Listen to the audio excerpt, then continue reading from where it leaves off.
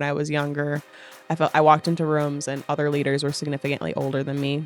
People didn't look like me, and I felt like I had something to prove. If I could go back and tell her, I'd say, you don't have anything to prove. God already says what is true of you. Go and just continue to step into what he's asking you to do.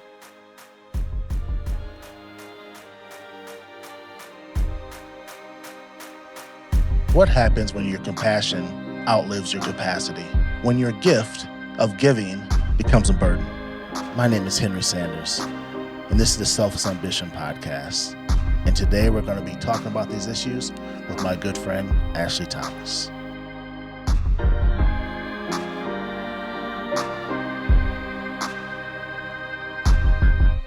Hi, this is Henry Sanders from Selfless Ambition. And I have one of my first guests here, Ashley Thomas from Hope Street in Milwaukee.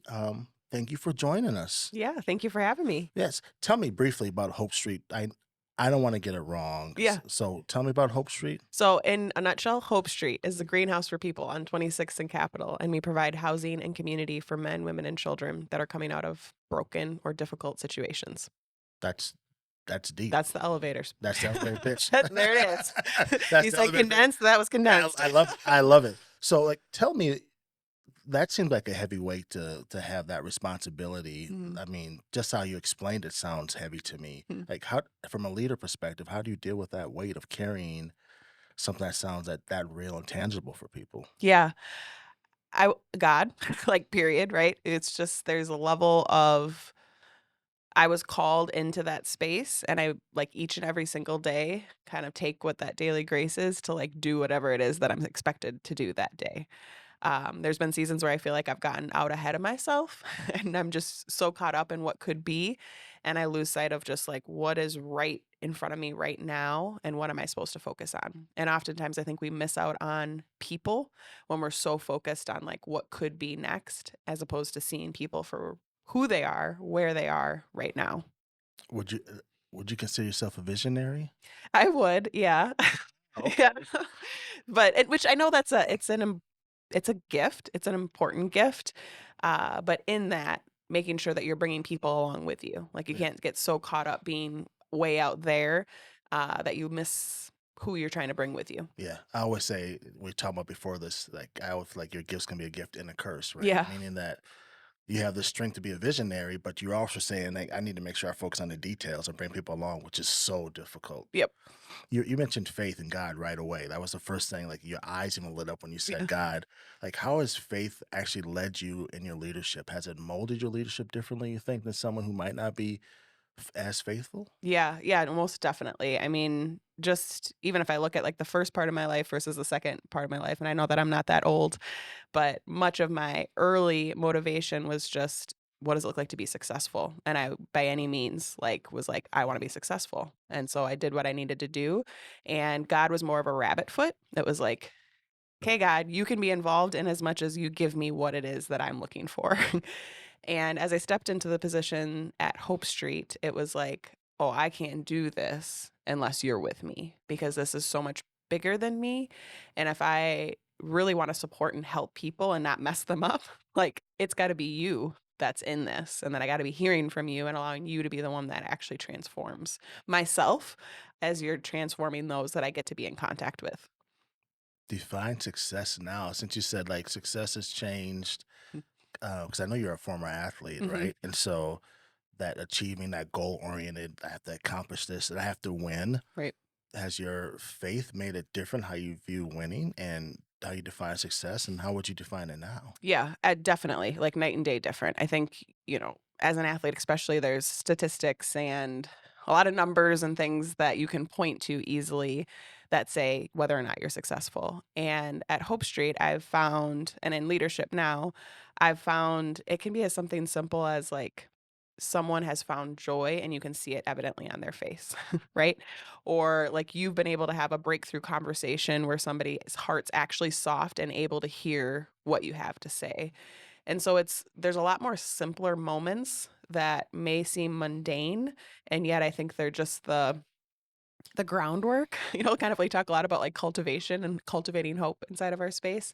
And it's like you have to have that solid foundation in order for anybody to actually have any movement forward. And so in order to get there, you have lots of slow, simple moments that if you aren't careful, you'll miss them or you'll look over them or you won't see their significance. And yet those are the moments I believe that God says like that's success. You've said already in this interview that looking at the smaller things, like I Mm. can tell, like it's not like your instinct to think big. Yeah. Right? Like I want to think big, but it's Yep. like you've learned I have to slow down. I have to look at the smaller things. Yep. I have to take advantage of the smaller things and also be grateful for the smaller things. Yep. How would you define your leadership? Because that's a most time people think leadership, they think I have to be work the hardest, I have to jump the highest, I have to be in control. It's about me. It has to hit my goals, my Mhm. metrics. How do you define like your leadership style? Because it sounds abnormal to a culture of leadership, which is sounds kind of counter to how you view leadership. Yeah. I've always looked at it as an even playing field with my team. So there's no like, there's not a hierarchy. There's nobody that's like trying to get to a different level within the organization, if that makes sense. And yet, a good leader sees everybody's part, right, as important and significant, and yet still is willing to take the fall when somebody needs to take the fall and brings everybody in when we're celebrating our success or something that we've done well and also can still like lead and guide along the way, if that makes sense. So it's like I've given my teammates an opportunity to like help shoulder the burden. Like it's not just on me. I don't have to be the savior in our space. We have one savior. His name is Jesus and he leads us. And yet there also still has to be somebody that's pointing in the direction that we're headed. So I'm not going in that direction on my own. And yet I still am doing my best to keep my ear close enough to the ground to hear what it is that he's asking us to do and then bringing my teammates along for the ride. That for me, that's so hard. It's like one of Yeah. my biggest challenges for me is trying to figure out how to balance that out, how trying to balance that drive and that goal oriented, let's get things done. Yep. And it's always humbling for me to say, wait a minute, I can't do this by myself. And I figured out over time, I can't do this by myself, Yep. how to bring the team along. Do you, is there techniques or systems that you do? Like, is there something that you like can bring the team along or more importantly, make you recognize, oh, Yeah, I gotta slow down. I got to slow down. I'm too far out. Like I'm too far out here Yeah. and I need to reset, reground myself. Yeah. We talk a lot about, on my team, what is it like to be on the other side of me right now? And that has become a check and balance in different seasons because sometimes we just don't notice when we're going too fast Mhm. or we've lost sight of those that are in the room with us. And so, yeah, just on a regular basis, we just ask that question. Like, how are you perceiving me in this season? What is it like to work alongside of me in this season? And sometimes those are hard the response is a hard thing to hear, right? Because you think like, "Oh, I'm doing my best. But I'm I like" got it. you know? And then somebody's like, "Yeah, you've been, like, short-tempered. You're just kind of, like, rattling off, like, a list of things that you wanna get done, and you want them done, like, yesterday, not today." And it's like, "Oh, okay." And so there it gives you an opportunity to pause, like, say you're sorry, and then, like, how do we make this better so that we can move forward well? And you're open to that, right? So Yeah. like Oh, yeah. everyone says, yeah, no, I want feedback. Yeah, no. Most people don't want feedback, right? Or Right. they do, they want you to affirm what they like, yeah, I had a good day. Yeah, I had a great day, boss. Like, Right. so like Yeah, no. you're okay with someone saying, nah, you're a little bit off. Yep. I mean, we say a lot at Hope Street, like, "You can't fake it here." And so I don't each and every single one of us, like, we don't get too far along the path before we get a reality check. And sometimes it's the members that live inside of the building. They're like, "You have been running in and out of this building." You say hi on the fly, and you're like, "Heard. Got it." Hmm. It's so interesting to me listening to you because you have this, I can tell you have a passion, Mhm. you have a passion for you, but I also can tell that softness to how you want to lead and how you want to balance those things. But you also have a compassion. And so I'm hearing you say like you have this compassion, but you're also trying to balance it with capacity, right? So like you're trying to balance both of these things at one time. How do you know when your compassion outlives your capacity? How do you know like when you're just so you sound like you have a really big heart, right? And everything you want to do, you want to help and help the people you work with, help the people you're serving. But how do you know when you get to the point where you're saying, I'm running in and I'm just saying something fast and moving forward? How do Yep. you know how to balance that? Yeah. I realize when I need to balance it when we talk a lot about having an open door policy. And so it's like we all have work we have to get done, right? But people always matter first. So like you need something, knock on the door. I may tell you, "Hey, can you come back in 15 minutes?" but I'm going to make time for you if I can't make time in that moment. And I know I have ran out of capacity when somebody knocks on the door and I either pretend I don't hear or see them or I'm and I just want to focus on like getting whatever it is, like the admin type stuff that I want Mm, to get done. And so usually in those moments, I will pull aside like a teammate, and I'm just like, okay, I need to talk through this. I'm not entirely sure how I got here, but I'm here.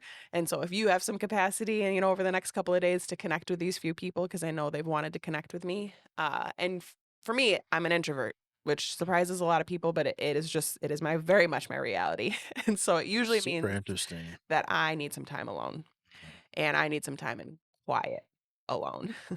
And so I just have to do that. Does your team know that? Oh yeah. Okay. Like Yep. you've explained to them, I'm an introvert. Yep. If I separate myself, Yep, don't this is take the it reason. personal, this is why. Yep. Yeah, it's nice now, I mean, at Checkham, we have a basketball court, so there's been times where I literally if it's before we're open, I walk in that gym, and I just shoot a couple shots, and I'm just in there, I hear the ball bounce on the floor, I'm, like, back in an element that I feel comfortable in, and it's just helps me, get what I need for that day. Do you like have systems that help you cushion that the day or to cushion the stress of leadership? Like, like for me, I learned this. My mom passed away. Mm, My daughter with her ACL, and I learned like, oh my gosh, like, how am I dealing with this stress? But mhm, I was doing some routine in the day to help me balance that out, and it made me think about that when you talk about basketball, going to something your comfort zone, something mm. that's comfortable, something that's. Do you have something that you do daily or a routine that helps you kind of cushion that capacity that comes at you, that intensity? Yeah. So a couple of things are built in. So one, my commute is real long. And so I usually use that time to be quiet. Like I don't try to take like a whole bunch of phone calls in that car time because I know that I'm going to have a lot of people time during the day. And so it's either listening to worship music. Sometimes it's literally just silent. And I pray. Sometimes I allow myself to dream because being creative and allowing myself to dream is life giving for me. And then during the day, I try to have a couple of periods of time that I block off, that I don't have anything. Because I think for a while it was like, how do I be the most productive on any given day, right? And we can jam pack our schedules. And I was realizing that I was in each of those things, and I talk about it in my most recent book. I was like being an inefficient blur, right? Like if you look at it on paper, it's like, wow, you're getting a lot done. You've met with a lot of people. And yet I couldn't really tell you what each of those conversations was actually about, or I couldn't actually tell you what I felt like I got done well at the level that I want to get it done because I just got a whole bunch of stuff done. Mhm. And so having to block off windows of time over the course of the day where it's like, no, I'm not gonna meet with anybody. I'm not gonna even have something set that I need to work on. I'm just gonna allow some of the grace to enter into those moments. That's awesome. Like, there's a difference between busy versus effective, Yes. and that's something you have to learn through a lot of battle wounds. If I want to be effective, not just busy. Yep. How at your job do you feel like in your job that you have to be busy? Like it's your Mm. job where you always have to be at different meetings? Because as a CEO, right? Like I always Yeah. say, it's put out fires. So you're a fire person. Like you're always putting out fires. How do you stop yourself from being busy in those moments and just not being busy and just I need to be effective? Like how do you do that tangibly? Because what you're doing it every day, you have to put out these fires. Yep. I have a mentor that I walks alongside me rather, mutually, and she had given me a assignment. It was basically 3 circles, and it was like, "What can you do that nobody else can do? What can you do but maybe shouldn't be doing? And what should you absolutely not be doing that you are doing?" Mhm. And so every once in a while, I, revisit that and kinda look at where are things falling, what buckets are they falling in? And that creates capacity because it's like sometimes I think we're just doing things because we can do them, but there's probably somebody else that one could do it or do it better Mhm. or enjoys doing it.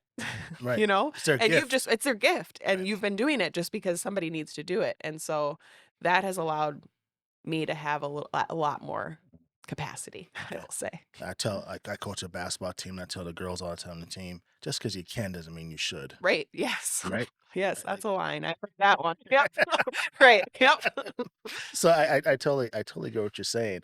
And I was one of the things I do at end of every week, I ask myself, what am I carrying that's not mine to carry? Mm, Like helps me refocus back on what I should be doing for the week. yep. So how do you? Because you have a babe. I got 2. Okay. Yep. Okay. So you got two babies. I Yep. got three. So okay. How do you balance leader, Hope Street, mom, wife? Right. I mean, those are leadership roles Yeah. too, right? So how do you balance that of a way of coming home, just got to putting out fires at work, Mhm. and No, I got a now I got 3-year-old. to come home and I got to deal with some fires, and how do you balance that of being a a, a wife, a Mhm. mom, a leader, a CEO, a high achiever, Mhm. and still be effective and be whole at the same time? Yeah. That if I'm completely honest, it's like I'm learning all of that Hmm. right now. I went actually stepped into the CEO role, unless, not the just executive director, because that was more of the day to day, in a season where I was becoming a mom and realizing that I couldn't go at the pace that I had been going. And there had to be some level of an adjustment of what priorities. And I used to hate that phrase, or like boundaries, like those things honestly irritated me, because I was just like, if you're doing the things that God's calling you to do, like he's going to empower you to do all the things that you need to do. And that was young Ashley. That was pre-mom, pre-wife, all the Right. things. And I realized that when you're saying yes to something, you're Yeah. saying no to something else, 100%. period. And so if that's the case, you got to figure out, like, what is it that I have to say yes to? And what is God asking me to say yes to in this season? And it doesn't mean that those no's are forever, but they may be no for a little bit. And so my priorities have shifted and my boundaries in that have shifted. And again, going back to that commute, it just allows me to like let go of whatever I got to let go of from down on 26 in Capitol as I make my way out to the country, and so that I can be present with my kids, because we only get them in our homes for so long. Right. I'm told it goes fast. There's some days that don't feel fast at the stage that I'm in, if we're real honest, but It goes but so I fast. know it does. How do you deal with the guilt of that? If there's guilt, Yeah. someone who's been in communities as long as I have, I made a decision. Two of my kids came. Mm-hmm. I I was going. Here's my hierarchy of decision making: my faith, God, Mm-hmm. and my family, Mm-hmm. and everything else had to. Yep. And this is a guy who was like on every board, every community event, every time you come to, I was there all the time. Now it's the total opposite. Mm. And I have people, hey, come to this. I'm like, nope, nope, Yep. nope, nope. So how did you learn how to deal with saying no to things? Did you feel guilt of saying no? And then how did you deal with getting the courage to say no and not feeling like you're getting left out? Yeah. I don't have major FOMO, thankfully. Hmm. So when I've had to say no to some of the things that I used to be able to be at, like evening events or gatherings or whatever, it really, honestly, in many ways was somewhat of a relief to be able to say, like, I'm saying no because I'm present with my family. And so it really honestly was a blessing. And I've seen how God has blessed that. Um, and I do have, if there's any guilt at times, like there's a question in the back of my mind that is like, am I doing the right thing with the stage that my babies are, with being in the position that I'm in? It'll probably make me a little teary.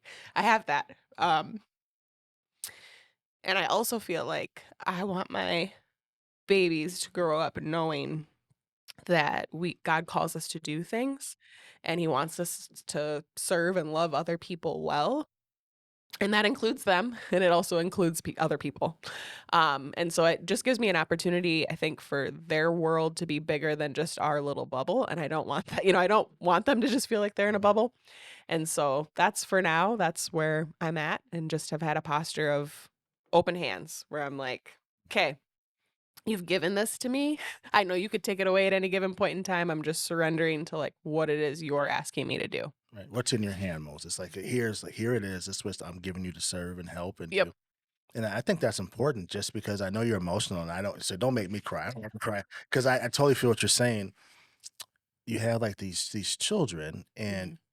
and you have this spirit in you of loving and serving, and you want to make sure that they love, because most people don't really know what love is. Mhm. So you want to make sure that they're loved, but you also want to know the world Yep. and want to make that they can also take this love into the world. And there's always a balance of I want to protect, Yes. right? I Yep. want to protect, but also there's a big bad world out there. Mm. But I know we need to get out there and serve and love. Yep. How do you take them to events? Like, what do you do Mhm. to let them see mom in action, faith in action, love in action? How do you get to see a mom who's a CEO of an Mhm. organization? Like, how do you get? I mean, they're still young. How old are your Mhm. babies? Yeah, so Eden is 16 months old and Jedediah is 3.5. Okay, so they're babies. They are babies. Yep. Powerful But my names, though. Jeez. oh, thank you. Yeah.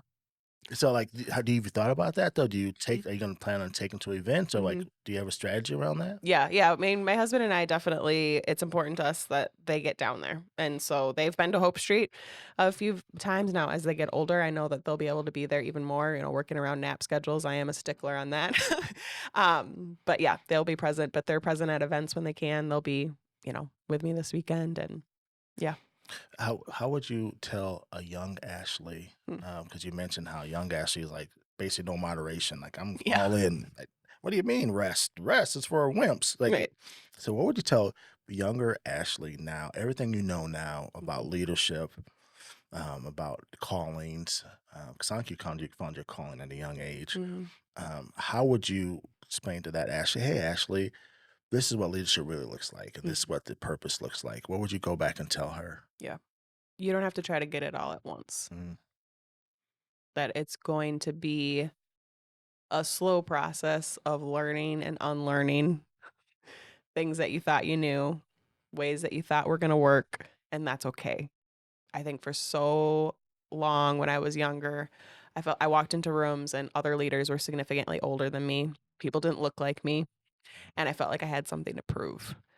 And that was exhausting in and of itself. interesting. And if I could go back and tell her, I'd say, you don't have anything to prove. God already says what is true of you. Go and just continue to step into what he's asking you to do. Oh, I love that. Like, I am who I am. Like, Yep. God made me who I am. Yep. Would you say that? Because I know you had a big sports background. You Mhm. played for the Badgers. Um, did sports? Did you have to retrain yourself from what you learned from sports to lead, Hmm. or did it build the foundation for you? Like that competitiveness. That did you have to reframe that to Yeah. get where you are now? That's a great question. I think the biggest thing that I learned from sports was discipline. So I've not had to, like I've always been very disciplined. It's Mm, like come up with a plan, work towards that plan, you know, consistency, all of those things. Also, obviously, playing basketball, like I knew what it looked like to be on a team. I knew what made teams effective and not effective. So, those elements I would say have definitely carried over. The thing I most had to unlearn is like so much of sports is, whether people want to admit it or not, is like your own glory, right? Like, it's like you want to be successful, you want to play, you want to, the list goes on. And when you're in the game, so to speak, of running a nonprofit, like, it can't be about you. And mm, there are nonprofits that do make it about them. mm. But I don't think if you actually want the space that you say that you care and love about to be there longer than any one person, then you got to get out of the way. And you continue to show up as long as God asks you to show up, but like be ready and willing to get out of the way. And that's unheard of in sports, obviously. It's Yeah. just continue to, what do I need to do to put myself out front? Was that hard to kill that part of off of you? Like to let that part die of me and I have to accomplish that? Was that hard? It was a lot easier than I thought, honestly. So much of my drive for being successful in basketball was to get out, like make it out. And so once I had made it out, that like there was kind of like, why else? I've never been, back to that introvert. Like, I'm not trying to be the center of attention. Hmm.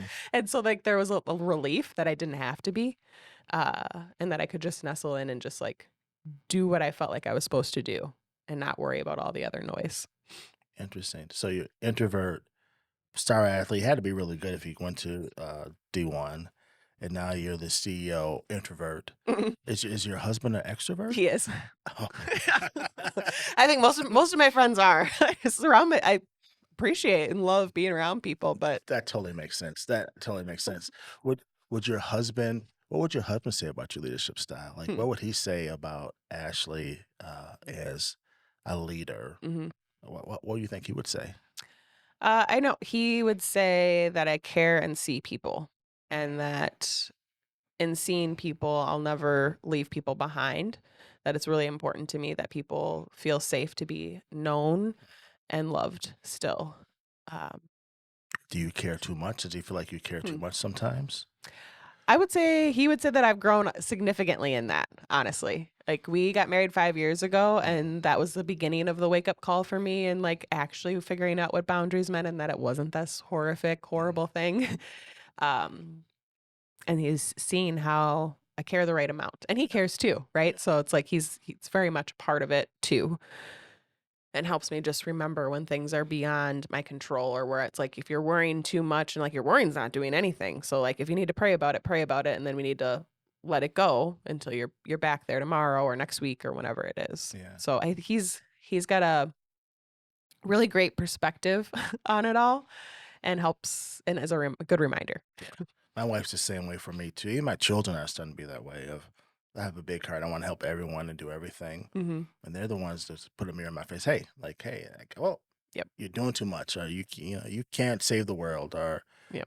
people have to make their own decisions, and that's super hard for me. Who really, like you, I see people like I think a gift I have is to really see people for who they are and Yep. love them for wherever they are. Yep. So I just feel everyone's so worthy to help, and I want if I could, I'd help everyone. Right. But it burns you out. Like it can burn you out to try to help everyone at all times. Yep. Do you feel like you have to check that in yourself? Like the burnout, like I don't want to burn out because I'm trying to help because you have to be helping. I mean, what you do, your mission at the core is trying to Mhm. help so many people. Right. How do you deal with that of I can't help you anymore? Like this is me to hand off. Yep. Yeah. I again it kind of just goes back to that just like straight across leadership style with my team and acknowledging just like I said there's those three circles there's certain things that some people do better than others. Mm. There are certain people that can connect better with certain people too.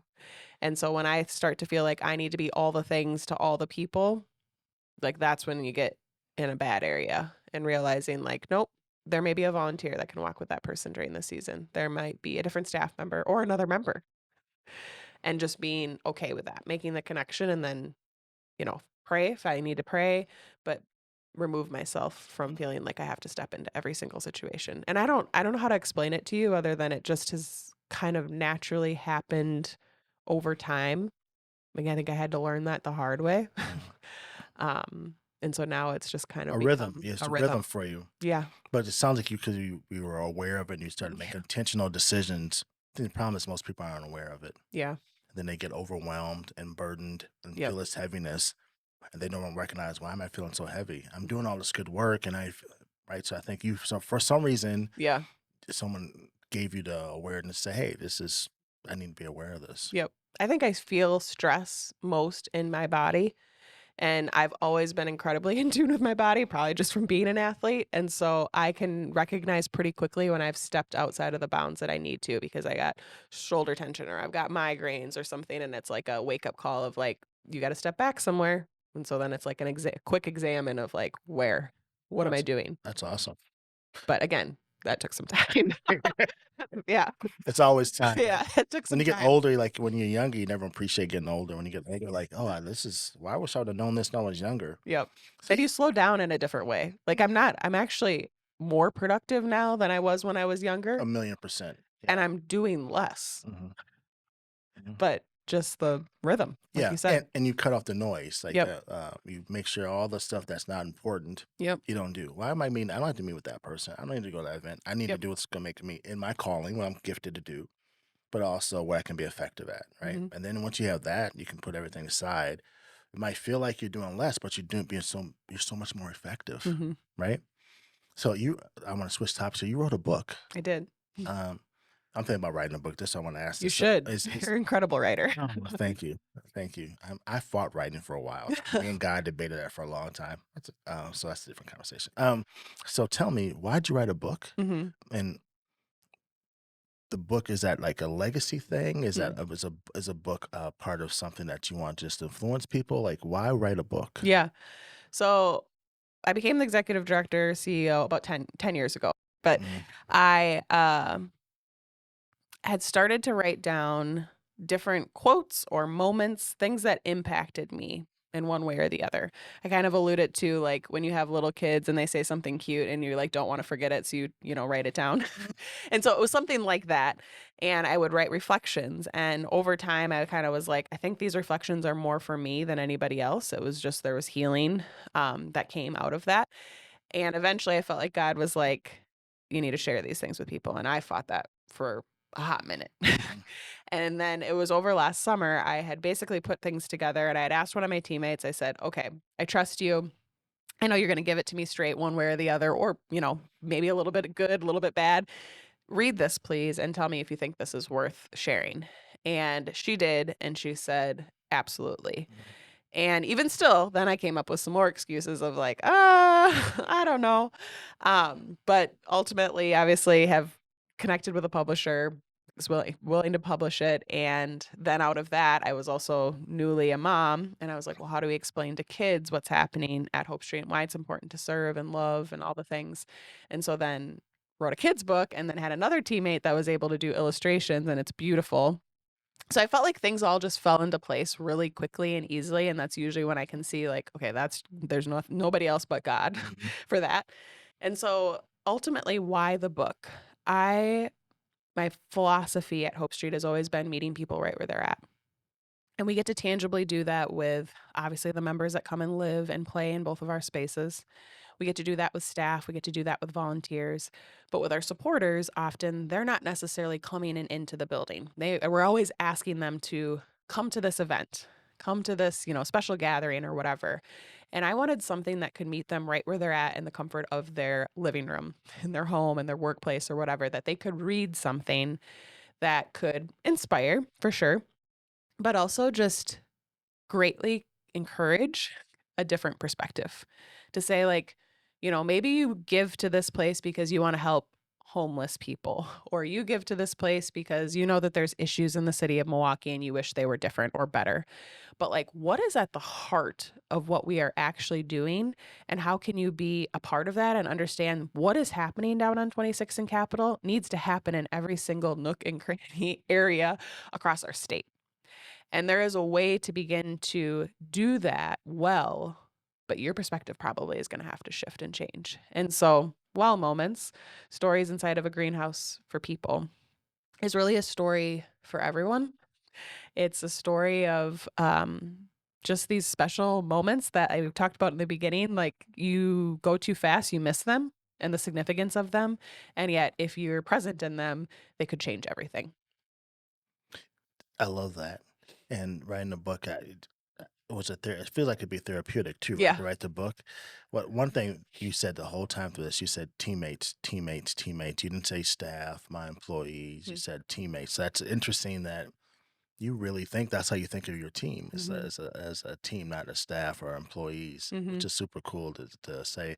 If you're gonna leave our listeners with anything about leadership, about carrying that weight, uh, about having compassion, what would that be? Mm-hmm.